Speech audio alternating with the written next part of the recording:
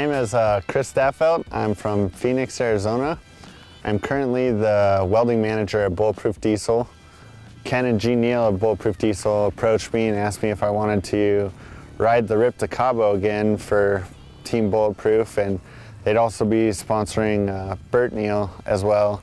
So it'd be kind of a team ride going down there, which would be different from the first year when I rode it in 2011. And so, of course, I said yes. I mean, who's going to pass up an opportunity to go ride 1,500 miles in Baja? It's just a great opportunity to really put some miles on the bike that you really can't do when you're at home, and unless you took off like a week vacation. But I don't know if I could do that. Can I, Ken? You can't pass up that experience of riding in the desert and just being able to watch other pros and just really learn from their style of riding and just kind of figure out what works for you, what doesn't work for you.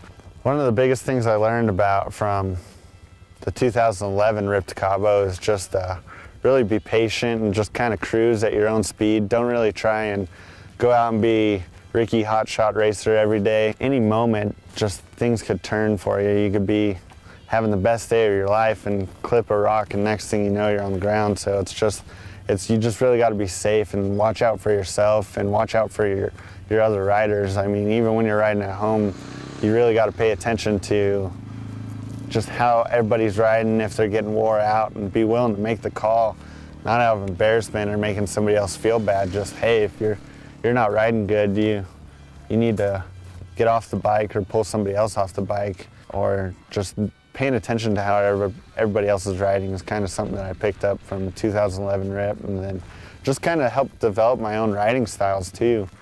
There's a lot of guys out there like Manny and the Bradfords and Lobby, and their main goal is just to help everybody have a good time, and they know what they're doing. And if you just listen to them and just kind of take their pointers and kind of develop it into your riding style, it makes everything just a better adventure for everybody. One of the best parts about riding in Baja would have to be just some of the amazing places you get to go on a dirt bike.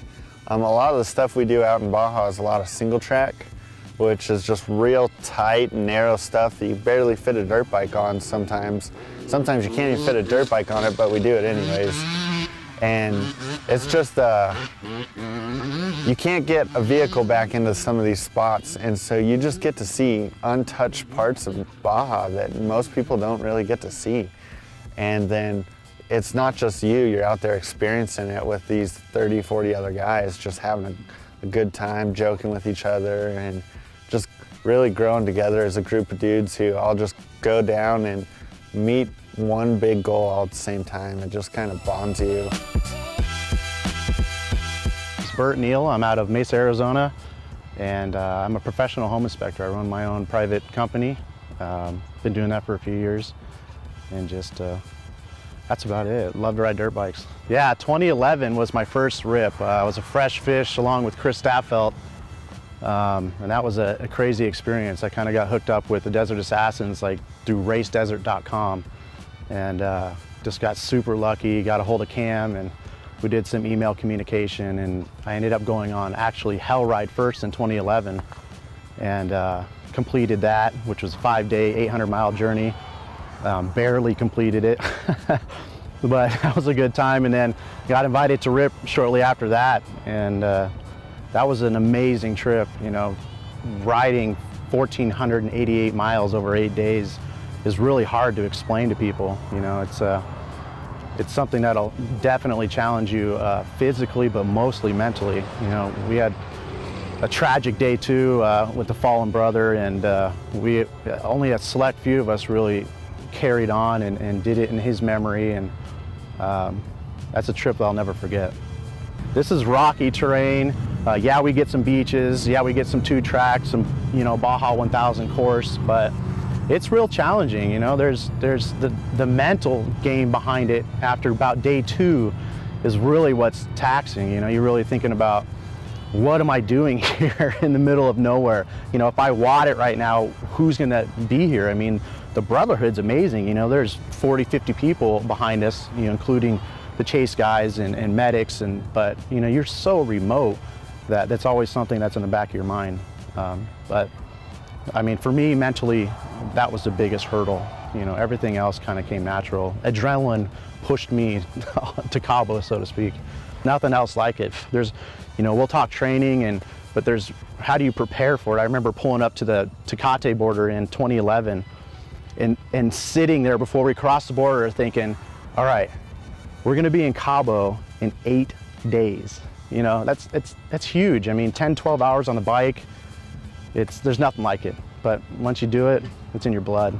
For us, for Chris and I, it's great being in Arizona because we have the heat and the terrain is very comparable to what's in Baja, so we can really hit all the right spots to make sure we're ready. But you know, just eating better, number one, hydrating and making sure you're getting all the nutrients you need. But you know, we're going to ride as much as we can. We have about 3 weeks before it kicks off, so ride for me is what it is. I mean, that's the best way to condition. There's a place we come out here, it's called Mesquite, and it's right by Four Peaks, kind of northeast of where we're at in Mesa.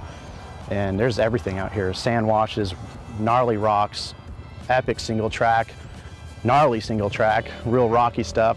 So we have everything that Baja pretty much has to offer besides the beach, and can't really duplicate that in Arizona. The beach is amazing because it's so hot sometimes that you'll crest over and get into some dunes. As soon as you pull up, like on the Pacific side, it drops like 20 degrees, beautiful blue ocean, and you know, basically just pop wheelies and enjoy the cool weather as much as you can. You know, you get to ride down the beaches, which is something that we don't get to do in the United States, you know.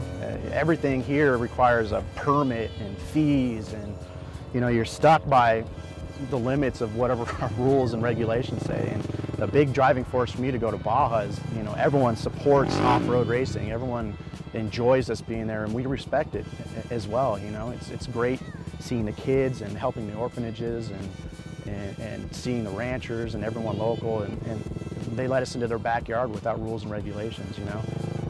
But I mean, we can go down the middle of the street and ride to the ocean, and you know, we have to worry about getting pulled over or having the right sticker on my bike or the right license plate put on the bike, and you know, that's always super nice.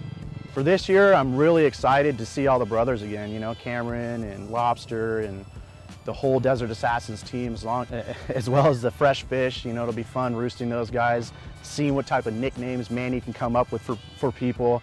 You know, seeing if we can roost them a little bit on the beach, play some games. But it's just seeing everyone again and being able to ride. You know, we have the everyday stress of working and dealing with, you know, I have 2 beautiful young boys, but I'm sure you parents know how crazy it can get at the house and while I'm trying to run a business. So it's going to be nice to take a 2-week break, go see my brothers, drink some cervezas, and get to Cabo in one piece with everyone else.